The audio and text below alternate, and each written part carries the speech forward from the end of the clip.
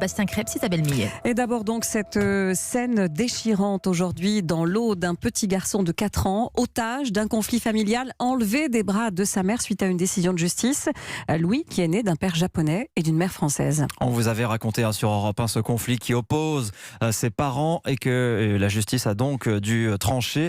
La justice qui a décidé que l'enfant devait retourner vivre au Japon avec son père. L'échange devait avoir lieu aujourd'hui et jusqu'au bout, Rémi Bostaron, la mère a tout tenté pour retenir son petit garçon. Oui, et c'est finalement en début d'après-midi que les gendarmes sont entrés dans la maison où résonnaient les cris du petit Louis en pleurs, agrippé à sa maman Marine. Autour d'eux, les membres du comité de soutien, des amis, des voisins, mais aussi la grand-mère du garçon, Viviane, qui voyait s'achever impuissante 2 années de bataille judiciaire. J'ai trouvé ça vraiment très cruel pour cet enfant.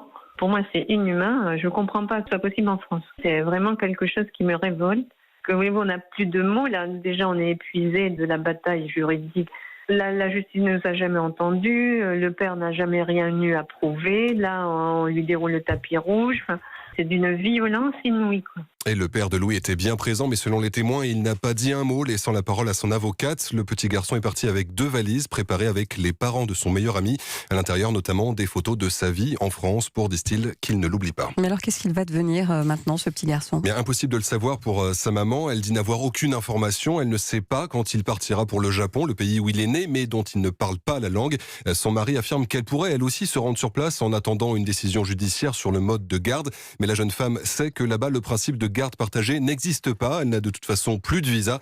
Elle se prépare donc à ne plus voir son fils avant ses 20 ans, l'âge de la majorité au Japon. Le récit signé Rémi Botsaro, merci.